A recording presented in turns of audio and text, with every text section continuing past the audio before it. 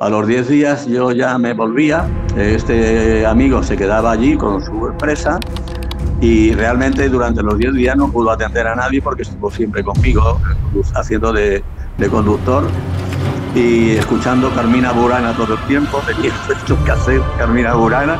Y bueno, pues al terminar él me lleva al aeropuerto y se vuelve. Entonces yo al llegar al aeropuerto y al ir a hacer el check-in en Alitalia, delante mía había una persona de las que yo me temía que me iba a reconocer. Compré un billete para Frankfurt, me escondí y cuando ya había salido el vuelo de Alitalia, pues me fui a Frankfurt. Siempre que llegaba a un sitio reconocible o pacífico o seguro, pues llamaba a mi mujer y le decía, pues efectivamente, con 82 años que voy a cumplir dentro de unos días, hay, hay muchas cosas que contar. Una vida por lo menos larga en el tiempo ya lo es, ¿no?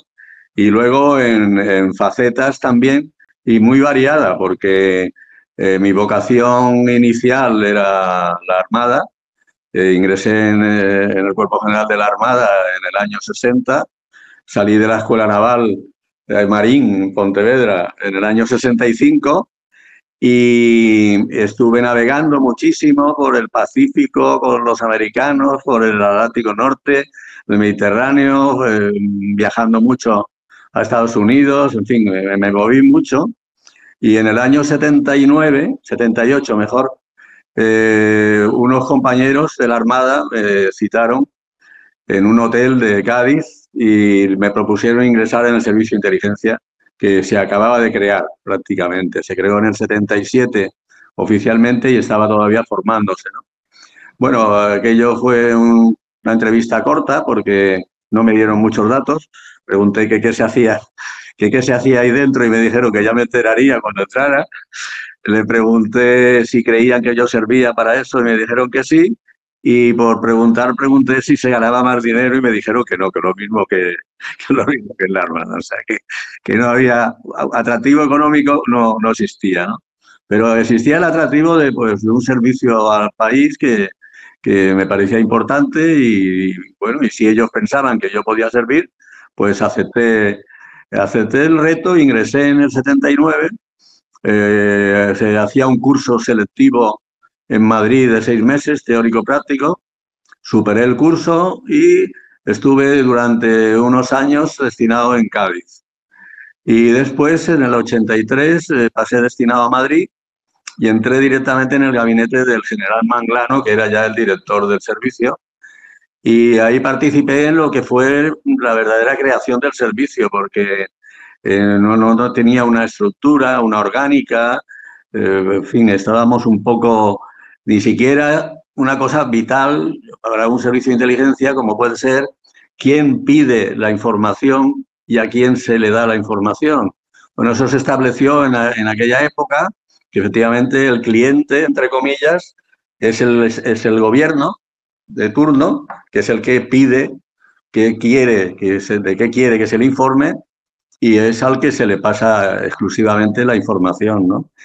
Y después de ahí, pues la verdad es que era una vida bastante cansada porque yo tenía dos idiomas reconocidos, francés e inglés, y entonces yo llevaba las relaciones con los servicios extranjeros y era una paliza diaria de ir a Barajas, de coger a quien hubiera venido a conversar con nosotros, luego estar todo el día acompañando, las comidas, las reuniones, tal. En fin, terminábamos a las tantas de la noche y al día siguiente otra vez lo mismo y, en fin, y llegó algún momento, llevaba 3 años ya allí, llegó un momento que pedí cambiar de destino y entonces me apetecía mucho la parte del Magreb y el que llevaba esa parte se marchaba de la casa, era un militar que se iba a un destino militar. Entonces le pedí al director que me mandara allí. Me mandó y estuve 3 años en la adquisición de información clandestina en todos los países del Magreb, desde Mauritania hasta Libia. 3 años allí, a los 3 años fui accidentalmente porque el jefe estaba haciendo un curso y Manglano me pidió que yo me hiciera cargo del tema de infraestructuras operativas, que son la creación de coberturas para agentes, creación de empresas pantallas para actividades en el extranjero fundamentalmente. Y de allí ya fue cuando empezó en el año 89 a moverse todo el tema de la Alemania del Este, de empezar a pasar masivamente personas hacia la Alemania Occidental. Estaba en actividad también el sindicato polaco Solidarność, en fin, la intervención del Papa Wojtyla, polaco.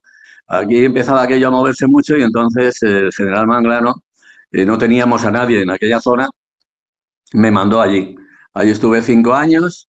Al volver esos 5 años estuve mandando una unidad de análisis dentro de la casa. Era la unidad más grande porque cogía toda Europa, desde la frontera de Rusia y toda América del Norte, Canadá, Estados Unidos y México. Y ahí estuve unos años hasta que me ofrecieron ir a Moncloa, a una subdirección general, pero hubo un señor del gobierno al que no le pareció bien que fuera yo a Moncloa, y cuando ya estaba todo firmado y todo arreglado y yo ya me había despedido del CSIC y todo esto, pues fracasó aquel intento de ir a Moncloa, a la subdirección general. Una subdirección general muy apetecible, era la encargada de evacuar a los españoles que estaban en el extranjero cuando se producía una catástrofe natural, una guerra y tal, ¿no? Y la verdad es que cuando me lo propusieron me ilusionó y dije que sí. Pero bueno, luego el señor vicepresidente del gobierno, a la sazón Álvarez Cascos, dijo que yo allí no pintaba nada. Y entonces empecé otra faceta distinta completamente, porque la familia Michavila, sobre todo uno de ellos, compañero mío de la Armada, pues me había preguntado que yo cuando terminara, que qué iba a hacer y tal. Cuando terminara el CSI quería decir que iba a hacer, y le dije, pues pretendo descansar algo, si se puede. Y dice, hombre, es que estamos buscando un gerente para la fábrica, que va muy mal, una fábrica de azulejos que tiene la familia allí en Castellón. Total, que como me vi en la calle, pues les dije que sí. Me fui a la fábrica de azulejos de Inalco, de Castellón, y allí estuve 5 años de gerente. Y a los 5 años ya me volví a donde queríamos estar al final, que era en Cádiz, de donde es mi mujer, donde han nacido mis hijos, donde yo me considero también como gaditano. Y aquí bueno, la intención era descansar hasta que me salió la vena literaria y ahí empezamos a escribir. Yo salí del CNI, bueno, no salí, porque yo continué perteneciendo al CNI y al CSIC hasta mi edad de retiro, el año 2007, cuando cumplí los 65, pero dejé de estar, digamos, activo dentro del CSIC, y con el permiso del director, que entonces era Javier Calderón, pues me fui allí. Yo dependía incluso del centro del CNI de Valencia. O sea que yo seguía perteneciendo al CSIC. Y estuve esos 5 años en la fábrica de azulejos, continuando en el CSIC. Y cuando vengo a Cádiz, al cabo de esos 5 años, pues un día recibo una llamada. Había cumplido 25 años de estancia en el centro y voy a Madrid, me entregan un recuerdo de esos 25 años de estancia en el centro y tal, y cuando llega el año 2007 y cumplo 65 años, pues es cuando realmente me retiro ya, ¿no? Y no empiezo a escribir hasta bastante más tarde. ¿Cómo describiría un día típico en su vida mientras trabajaba en el CNI? No hay un horario de oficina. Es el trabajo el que te lleva a estar las horas que sean. Se viaja mucho y además hay que tener en cuenta que yo he estado trabajando una gran parte del tiempo que estuve en el CNI, pues era en países extranjeros, ¿no? Entonces, muchísimo viaje. Tienes que tener la suerte de contar con una familia como la que yo tengo, discreta, reservada, no hace preguntas, que todo está bien. Yo simplemente decía me voy, y nadie sabía ni dónde iba, ni a qué iba, ni siquiera si iba a volver, ¿no? Y bueno, pues eso se lo tengo yo que agradecer, sobre todo fundamentalmente a mi mujer, porque es la que lo ha sufrido durante tantos años, ¿no? Hay una cosa que quizás sea muy desconocida, y es que dentro de un servicio de inteligencia hay muchos trabajos muy diversos. O sea, no todos hacen lo mismo, ni todo el mundo está capacitado para hacer lo mismo. Podemos hacer así una gran división que sería, por ejemplo, lo que es un analista y lo que es un agente de campo. Luego también están los hackers, están los traductores de idiomas, en fin, hay muchísimas facetas dentro del trabajo de un servicio de inteligencia. El analista es una persona que se pasa su vida en un despacho, que está muy especializado en un país o incluso en un área concreta de un país, como puede ser pues la Fuerza Aérea Libia, imagínate, y otros están especializados pues ¿qué te digo yo?, en la economía de Marruecos o en un área de ese tipo, ¿no?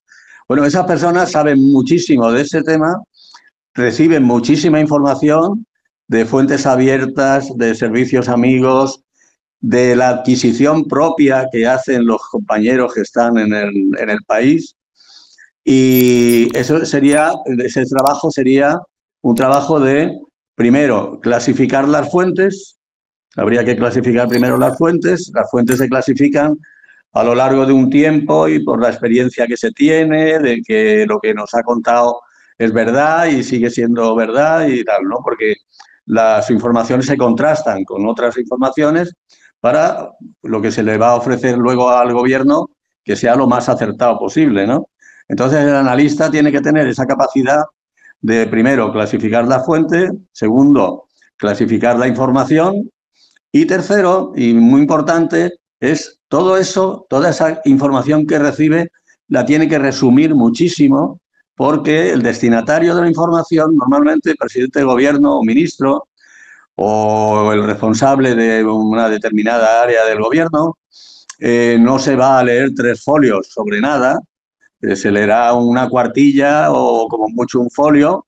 Entonces, toda esa cantidad ingente de información que recibe la tiene que resumir mucho. Es lo que yo le llamo el destilado de la información. El destilado es el que va a ir luego al gobierno. Eso es el trabajo de un analista.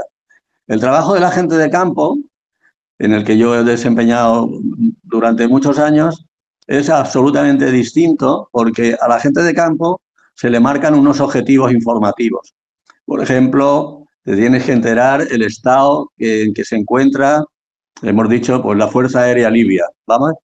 Entonces tú tienes que buscarte, si consigues contactar con alguien perteneciente a la Fuerza Aérea Libia, que además esté en un puesto donde pueda tener información de la operatividad y de la distribución de la Fuerza Aérea, pues ese es tu trabajo. Tú tienes que moverte para buscarte esas informaciones que son vitales y pues para lo cual normalmente pues te tienes que desplazar al país objetivo. Allí tienes que contactar con gente, en fin, buscarte la vida, digamos, hasta que logras dar con una fuente que sea fiable y que esté dispuesta a informarte de eso, ¿no? No es un trabajo fácil, como ya te puedes imaginar, porque no es fácil, primero, como una persona, tú puedes ir allí disfrazado de lo que sea, ¿no? De banquero, de empresario, de todo, menos de agente de inteligencia, lógicamente, ¿no? Menos de espía. Entonces, tienes que tener una cobertura bien montada. Yo, por ejemplo, cambiaba de nombre con muchísima frecuencia, prácticamente cada viaje. Bueno, pues te tienes que saber muy bien a ese nombre a qué profesión corresponde, dónde vive, si tiene familia o no tiene familia. Yo no llevaba anillo nunca porque me delataba, no llevaba cadena porque me delataba. O sea, yo todas las signos externos de que te digo, de religión, ideología o cualquier otra cosa, o familia incluso, eso descartado absolutamente durante todos esos años. Entonces tú llegas al país objetivo con la idea de captar a una persona y, claro, pues tienes que empezar a través de, si ya conoces a alguien. Es un trabajo difícil, es lento, laborioso, pero si lo logras, pues da muchas satisfacciones. No siempre lo logras, lógicamente, claro. ¿Cuáles eran los mayores retos a los que se enfrentaba diariamente y cómo los abordaba? Una de las cosas que fue más comprometida y que tenía más riesgo personal fue precisamente la operación El Dorado Canyon, cuando el bombardeo americano de Libia. Bueno, hay que empezar diciendo que unos 2 años antes hubo un atentado en el Líbano contra las fuerzas de interposición de la ONU. Metieron unos camiones con explosivos en los cuarteles generales de la ONU y mataron a 250 marines americanos y 50 soldados franceses. Después de eso hubo un atentado en Madrid en el restaurante El Descanso. En ese restaurante también murieron 18 personas. Es un restaurante que está frecuentado por los militares norteamericanos de la base de Torrejón de Ardoz. Y un tercer atentado en Berlín, en una discoteca que se llamaba Gabel, donde también frecuentaban los soldados americanos desplazados allí a Berlín. Y bueno, después, ese atentado de Berlín fue el 5 de abril de 1986. Y el 15 de abril, el presidente norteamericano Ronald Reagan ordenó el bombardeo de Trípoli, Libia, bueno, Trípoli, Bengasi, las bases, en fin, era un bombardeo masivo, ¿no? Ningún país europeo le secundó, solamente Gran Bretaña. Los aviones salían de las bases del sur de Gran Bretaña, pasaban por el estrecho de Gibraltar, bombardeaban, repostaban en vuelo y volvían, y algunas salían de portaaviones americanos en el Mediterráneo, ¿no? Entonces, el bombardeo en sí fue un fracaso porque el objetivo era Gaddafi, y Gaddafi salió vivo de ese bombardeo. Dicen que murió una hija de Gaddafi. Luego yo he leído que apareció en Inglaterra al cabo de los años. En fin, no se le puede dar demasiada credibilidad. Ahí ya cada uno pues dice lo que quiere o lo que parece. El caso es que, por lo que se ve, la CIA en aquel momento no tenía a nadie o no podía mandar a nadie a localizar a Gaddafi. Entonces le pidió a CSI que fuera un agente español a fijarlo, ¿no? Si era posible. Porque la idea era atentar contra él, claro, el objetivo era cargarse a Gaddafi. Entonces, tuvimos una reunión. En esa reunión el director decidió que fuera un compañero mío. Este compañero fue en un avión de periodistas. Llegaron a Trípoli y no les dejaron desembarcar. Estuvieron varias horas intentando negociar para bajar y no lo consiguieron. Entonces, a su regreso a Madrid, volvimos a tener otra reunión, y en esa reunión el director preguntó que quién podía ir. Y entonces yo le dije que yo iba. Él no le gustó mucho la idea, porque efectivamente yo iba con mucha frecuencia a Libia, a Argelia, a Marruecos, a todos esos países. Cambiaba de identidad. Y la verdad es que me conocía bastante gente en esos países. Cada uno me conocía a lo mejor por un nombre distinto, pero había bastantes personas que me conocían. Entonces, como no había otro, pues me dijo que fuera. Y en ese caso fui con un ingeniero de una empresa española, que ayer precisamente estuve hablando por teléfono con él porque nos hemos reencontrado al cabo de los años. Entonces fuimos los dos como ingenieros de esa empresa, fuimos por Roma y estuvimos 10 días. A mí me interesaba mucho ir como ingeniero de esa empresa, porque esa empresa tenía un piso en Trípoli. Ya no teníamos que ir a hoteles, registrarse en un hotel siempre es comprometido. Entonces teníamos el piso, tenía un coche bastante viejo, un Peugeot bastante viejo, pero bueno, andaba, que es de lo que se trataba. Tenía cámara de fotos con teleobjetivo, en fin, tenía la logística que yo necesitaba, la tenía la empresa, ¿no? Y entonces pues fuimos los dos. Yo al principio le dije, si no puedes o no quieres venir, avisa a tu gente que me recojan en el aeropuerto y tal, pero bueno, al final decidió venirse y nos fuimos los dos juntos, pasando por Roma, y estuvimos allí 10 días pues haciendo el trabajo este de fotografiando todas las instalaciones militares antiaéreas que tenían instalados los libios en la zona de entre Trípoli y Bengasi.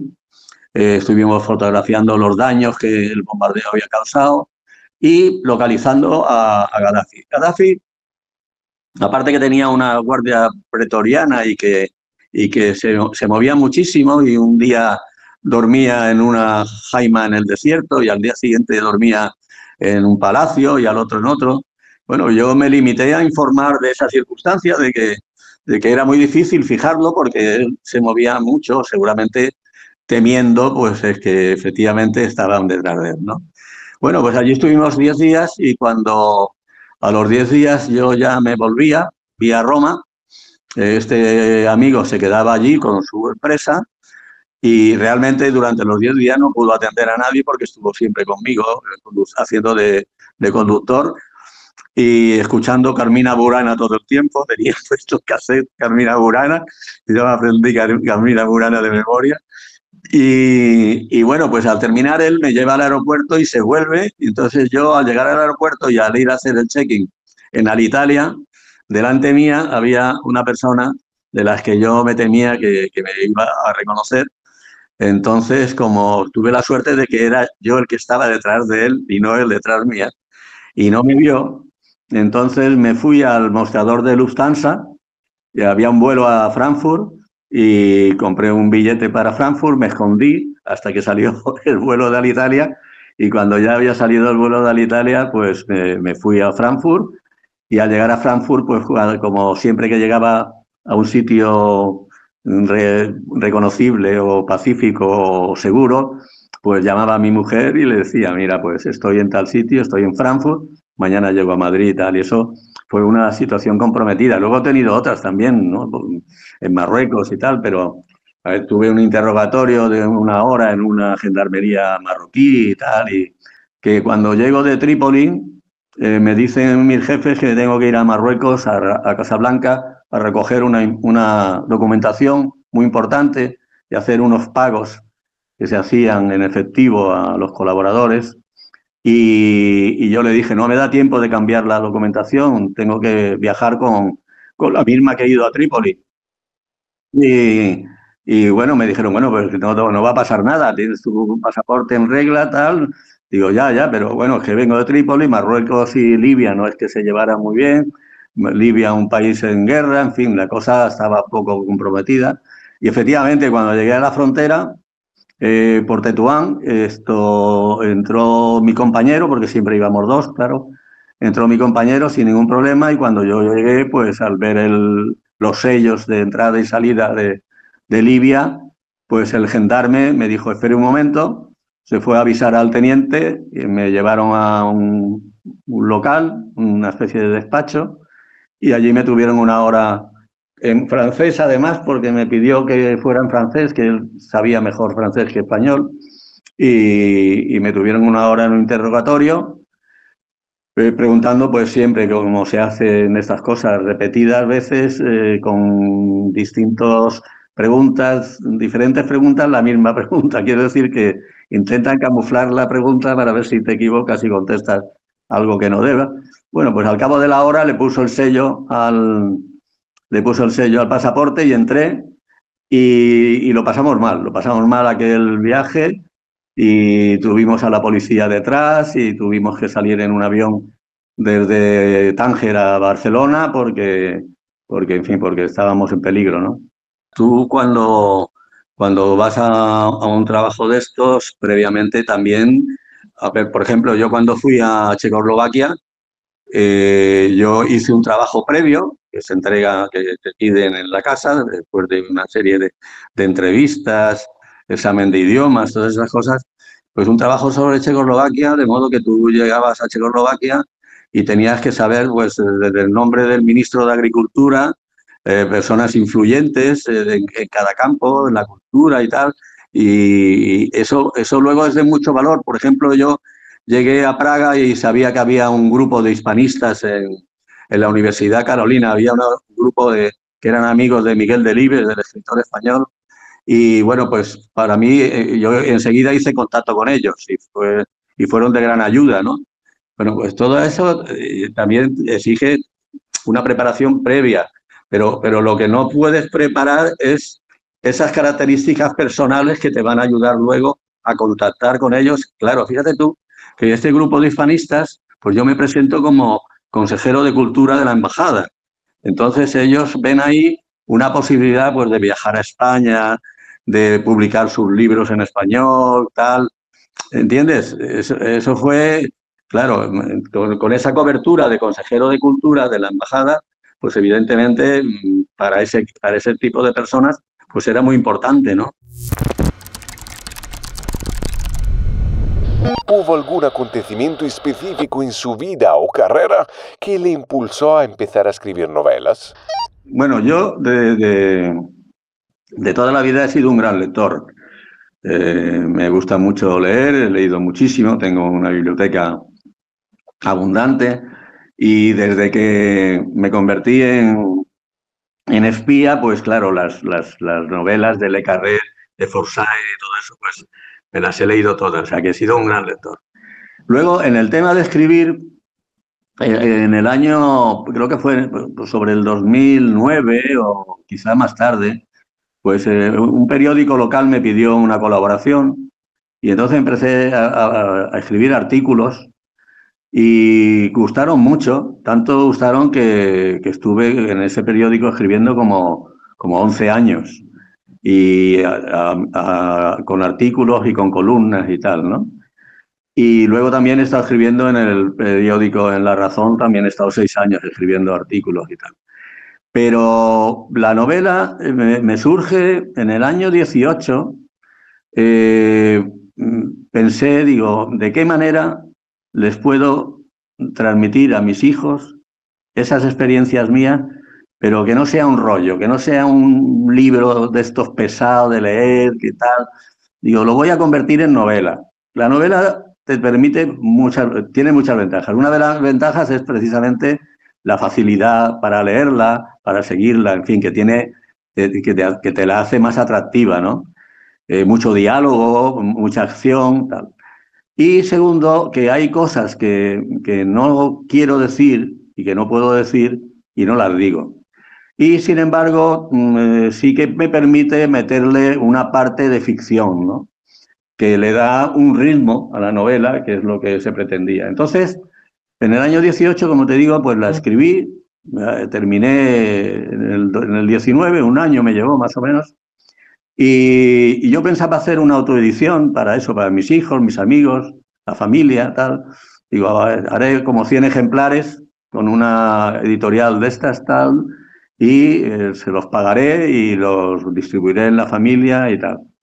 Entonces estaba un día en Madrid hablando con un periodista muy conocido, con Ángel Expósito, y estábamos hablando de otra cosa, pero yo tenía el borrador de la novela, lo tenía encima de la mesa, y me preguntó que qué era. Le dije que era una novela que había escrito para mi familia. Y me dice, ¿por qué no me dejas leerla? Y tal.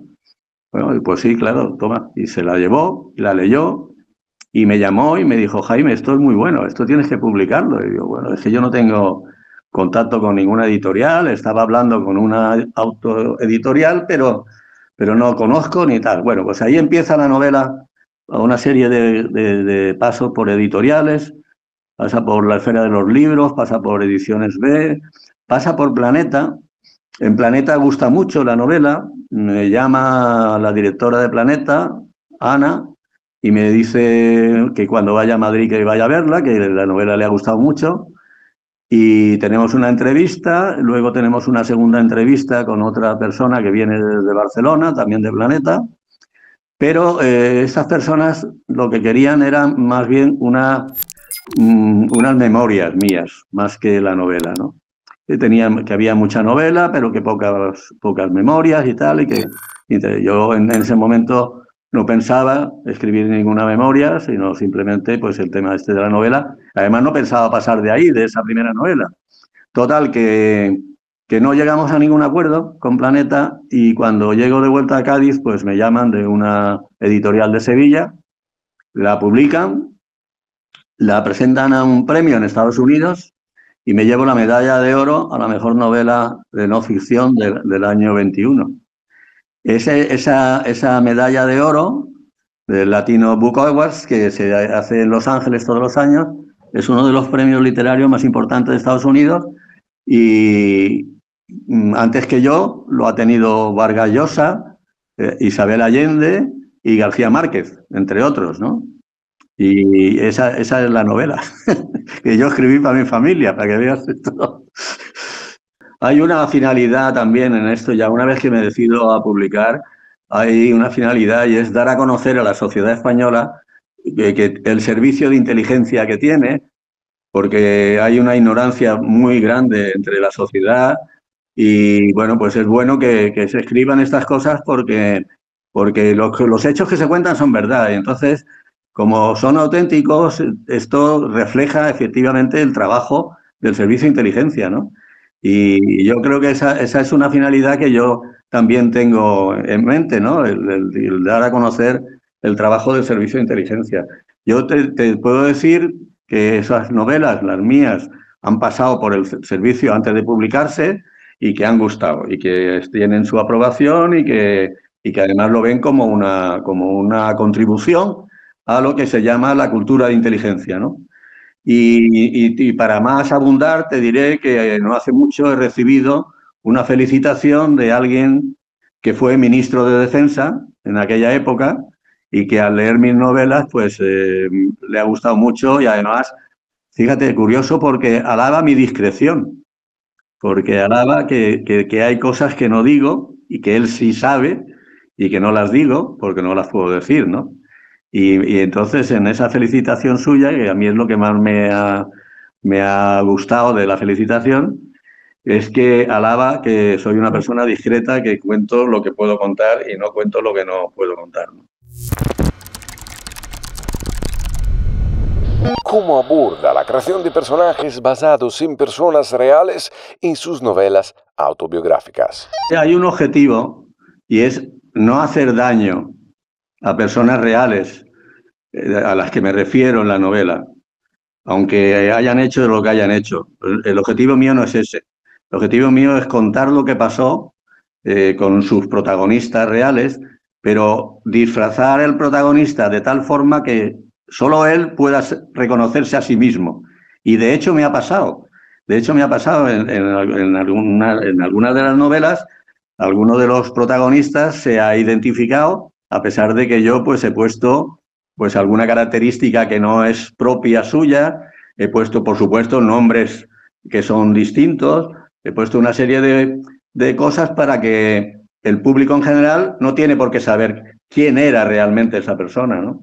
No me ha resultado difícil porque conociendo en profundidad al personaje, tú puedes añadirle cosas que no tiene, siendo consciente de que al añadir esas cosas que no tiene, vas a hacer más difícil la identificación, ¿no? Y de hecho, ya te digo, las 3 novelas que llevo escritas sobre el tema, más una cuarta que llevo ya más o menos la mitad, y juego con lo mismo. Es más, en el prólogo de la cuarta, la que estoy escribiendo ahora, hago una advertencia al lector, le digo que los personajes que aparecen en esa cuarta novela no son los mismos de las otras 3 anteriores, en algunos casos, pero por no confundir al lector, mantengo los nombres. Pero hago esa advertencia previa, ¿no? Porque a lo mejor luego, leyendo la novela, a lo mejor alguna característica de alguno de los personajes no encaja con lo que he contado antes, ¿no? Entonces, lo que digo en el prólogo es eso, digo, aquí hay personajes que son nuevos, pero no he querido cambiarles los nombres, he querido mantener los nombres de las anteriores novelas como para darle una continuidad, ¿no? Para que el lector no se confunda. Podía también haber escrito las novelas con los nombres que yo he ido usando a lo largo de mi carrera, pero hubiera sido pues un galimatías tremendo y la gente terminaría no enterándose de lo que pasaba, ¿no? Por eso también añado un índice onomástico, también para ayuda a la lectura, para que el lector pueda un poco seguir los personajes. Pero no ha sido especialmente difícil esa tarea de disfrazar a un personaje real para hacerlo irreconocible, pero que mantenga la esencia. Hay una cosa que, a ver, una vez en una entrevista que me hacía un periodista desde Filipinas, y estábamos hablando de las características personales para un agente, para un espía, vamos. Y llegamos, decía él, dice, es lo que se llama la inteligencia emocional, ¿no? Pero tú tienes que tener empatía porque te tienes que ganar la voluntad de personas que en un principio no están dispuestas. Tienes que caerle bien a todo el mundo. Tienes que caerle bien a todo el mundo. Tú no puedes ir haciendo enemigos por ahí. Tienes que ir haciendo amigos, ¿no? Y gracias a que haces amigos es como puedes llegar a tu objetivo, ¿no? Entonces, por ejemplo, pues te puedo contar una cosa así de paso, ¿no? Pero, por ejemplo, yo iba a Marruecos, iba a ver a un colaborador que me daba una información determinada y, bueno, pues en una ocasión, esto es absolutamente real, pues me dice, estaba muy disgustado, mi cuñada se ha roto una pierna, está escayolada, tal, no se puede mover, lo está pasando muy mal, tal. Bueno, pues allí estuvimos comiendo en su casa, con su hijo, tal, en fin, llegas a establecer una relación, tiene que ser, no puede ser una relación meramente mercantil ni profesional, tiene que haber una empatía, tiene que haber una afinidad, tiene que haber un compartir cosas, ¿vale? Entonces, claro, yo llegaba al hotel y tengo una libreta que la conservo y apuntaba la pierna de fulanita, ¿no? Claro, yo volvía a los 2 meses y la primera pregunta era que cómo estaba la pierna de fulanita. Entonces, ellos a lo mejor pensaban, hay que ver este hombre que se ha pasado 2 meses pensando en la pierna de fulanita. Y yo realmente pues había estado en otras cosas, como es lógico, pero cuando volvía allí a su casa, pues le preguntaba por esos detalles. Detalles como esos muchos, ¿no? Y entonces eso te gana la voluntad de la gente. Es que hay que tener en cuenta que este trabajo es complicadísimo, ¿eh? Es complicadísimo, ¿eh? Es complicadísimo y tienes que ser de una forma de ser muy, muy específica, muy especial. No, para esto no sirve todo el mundo. Lamento desilusionar porque hay mucha gente, yo ahora tengo contacto con mucha gente joven y doy conferencias en universidades y bueno, pues es muy atractivo, ¿no? La gente joven quiere, bueno, y ahí cómo se entra, y ahí cómo, qué tal, y, y para este tipo específico de trabajo, para todos, pero para este concretamente hay que tener unas características personales muy especiales, ¿no? ¿Tiene algún autor o influencia literaria que haya dejado una marca significativa en su estilo como escritor? Pues es absolutamente mío todo. Evidentemente, yo cuando cojo una novela de espionaje del autor que sea, a ver, intento escudriñar en lo que realmente ha pasado de lo que está contando, ¿no? Y supongo que a otras personas le pasará lo mismo y cuando cojan una novela mía dirán tal. Pero yo tengo un estilo de escritura. A ver, yo hago una primera escritura de la novela, por ejemplo, esta cuarta que estoy escribiendo. Yo no miro un dato, no miro un papel. Yo voy metiendo los diálogos y voy metiendo tal como me están viniendo, como recuerdos, más que nada como recuerdos, ¿no? De hechos pasados y vividos por mí. Y entonces yo hago eso y luego tiene una segunda escritura y hasta una tercera donde contrasto los datos, por ejemplo, de fechas, pues el atentado tal ocurrió en tal momento, o ahora que estoy con un tema de la ETA, pues el atentado de la República Dominicana, pues consulto qué fecha fue el atentado de la República Dominicana contra la Guardia Civil, cuántos murieron, todo eso. Evidentemente yo no lo tengo en la memoria, yo eso lo tengo que buscar, lo busco en Google, lo busco en libros, lo busco donde sea para no equivocarme y poner cosas que no son verdad, ¿no? Entonces, esa sería una segunda escritura, pero todavía hay una tercera que la comparto con algunos de mis hijos y con mi mujer. Y entonces, por ejemplo, ellos me sugieren, me han hecho en alguna ocasión, papá, este capítulo debía ir delante de este otro, porque cronológicamente sí, pero tal, pero esto tiene más, no sé qué. Y yo normalmente les hago caso, ellos también son lectores y saben también de qué va esto. Y entonces también, bueno, lo he mandado al servicio, al CNI, y también cuando me han hecho alguna sugerencia, pues la he seguido. Y bueno, pues yo me dejo aconsejar, quiero decir que no es una estructura cerrada, sino que cuando yo ya lo cedo al lector cero, es para que me aconseje, para que me diga. Entonces, pues puede haber eso. Oye, mira, este personaje no queda muy claro, ¿no? ¿Entiendes? Y entonces, pues lo adorno un poco más o me extiendo un poco más en la descripción o tal. O sea, yo lo hago en un año. Un año es el tiempo de escribir. Yo tardo un año en todo eso. ¿Cuál cree que es el papel del escritor en la sociedad? Especialmente aquellos que abordan temas relacionados con la inteligencia. La intencionalidad inicial no era esa, por supuesto, como ya he contado antes, sino el que mi familia conociera lo que yo hacía, ¿no? Que eran absolutamente ignorantes, empezando por mi mujer y siguiendo por mis hijos y demás familia y amigos y tal, que no tenían ni idea. Entonces, esa fue la primera intención. Pero ya una vez que se publica la novela, que tiene éxito, que gusta mucho, veo que hay una faceta nueva que es importante y es la divulgación de la cultura de la inteligencia, ¿no? Y además, como también doy conferencias, y he dado conferencias prácticamente en toda España, pues y he observado el desconocimiento tan grande y además, sobre todo, voy a universidades, ¿no? Muchas universidades. Y entonces observas que hay un desconocimiento total y absoluto sobre el servicio de inteligencia. Entonces yo creo que tanto lo mío personal como cualquier otro escritor que venga después, que haya vivido esta experiencia y que la quiera poner por escrito, pues la función fundamental, aparte de las que tenga personales, debe ser esa continuidad de difusión de la cultura de inteligencia, ¿no?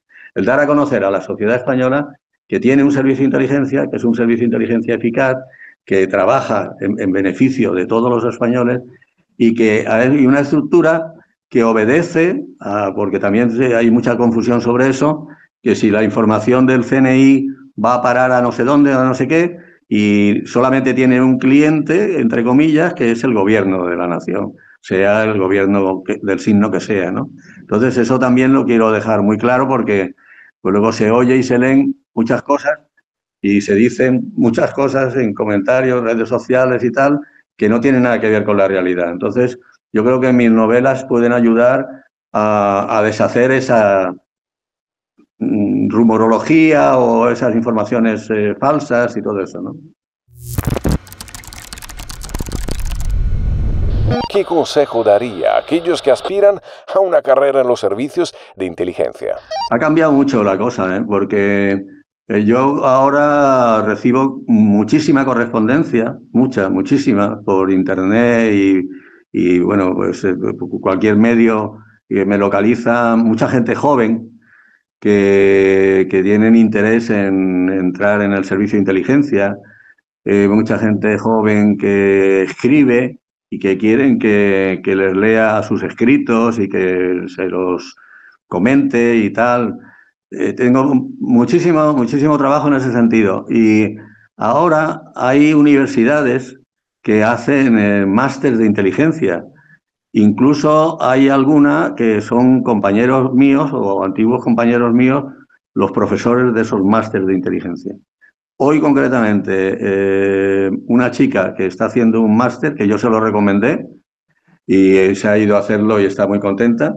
Y cuando ha leído que yo voy ahora a la Universidad de Alicante, me ha dicho, bueno, ¿y cuándo vienes a esta donde estoy yo y tal? Y digo, bueno, pues cuando me inviten iré.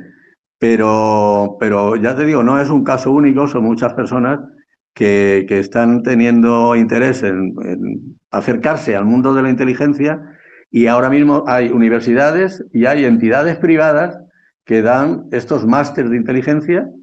Yo di una masterclass en uno de ellos, no voy a decir nombre por no hacer publicidad, pero di una masterclass que en principio iba a durar 1 hora y nos fuimos a las 2 horas y pico, porque además había una audiencia de unas 600 personas en todo el mundo, en Hispanoamérica, en Francia, en todos lados, y luego había preguntas y claro, cuando te metes en ese mundo empiezan a llover las preguntas porque hay muchísima curiosidad y muchísimo interés por saber y entonces, pues ya te digo, una cosa que iba a durar 1 hora, pues al final se fue a las 2 horas y media porque no había forma de pararlo, ¿no? O sea que yo creo que es una buena, creo modestamente que estoy haciendo una buena contribución a la difusión de la cultura de inteligencia. ¿Cuáles son los mayores desafíos en la divulgación de la cultura de la inteligencia en la sociedad actual?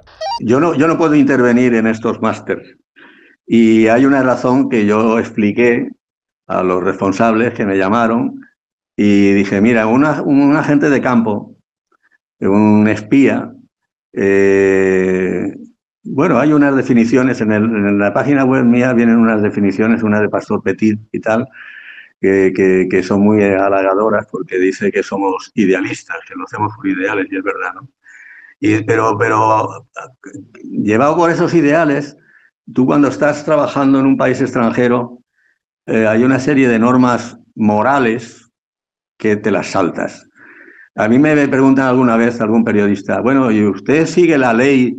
Y digo, ¿yo cómo voy a seguir la ley en un país extranjero? Yo voy a saltarme la ley de ese país inmediatamente. Yo no puedo estar sometido a la ley a un país al que voy a ir a espiar. Entonces, claro, tú a los jóvenes universitarios que están escuchándote, pues muchas cosas de estas no se las puedes decir, ¿no? Porque no sé si se llaman a escándalo o porque dice, joder, pues menudo tipo este, ¿no? Que va por ahí y va engañando a la gente y va diciendo que se llama fulano y se llama de otra manera y claro, pero es que es un mundo tan complejo y tan difícil que claro, efectivamente, tú vas por ahí engañando, pero tú lo que tienes en la mente es un objetivo informativo que tienes que lograr, ¿no? Y tienes que lograrlo pues utilizando pues todas las armas que estén a tu disposición, ¿no?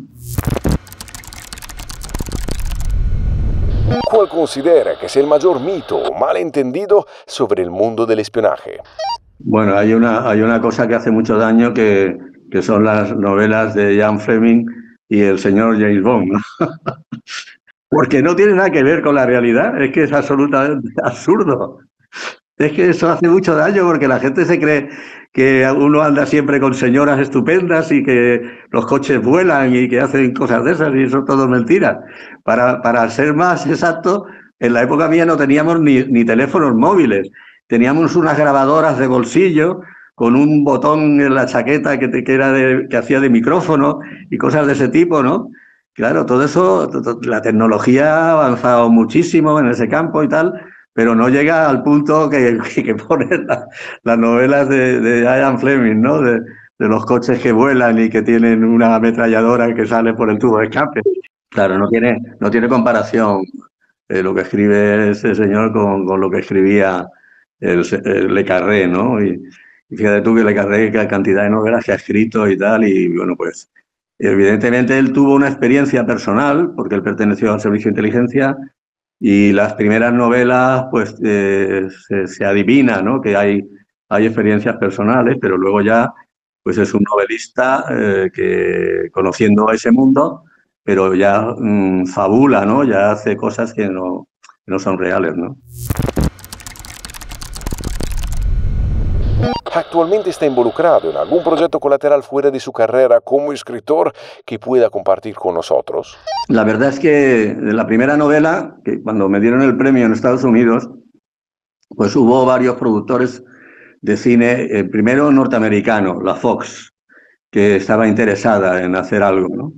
E incluso hubo una reunión de mi editor en Londres, donde la Fox se interesó por la novela, tal. que hacen una especie de reserva, ¿no?, de derechos por un tiempo. Entonces surge la pandemia y surgen unos incendios en California bastante importantes. Entonces la editorial me dice que el tema de la Fox, pues que había quedado relegado y tal y cual. Pero que sí que hay editores, productores españoles que están importantes, que están interesados. Entonces se hace por parte de la editorial el storyboard, se hace una especie de... Es un guión reducido porque es para hacer una serie de 3 temporadas, una temporada por cada novela. Tal. ¿Cuál es el problema? El problema, como siempre, es el económico. Una película, una sola película, tiene un presupuesto sobre los 3 millones de euros.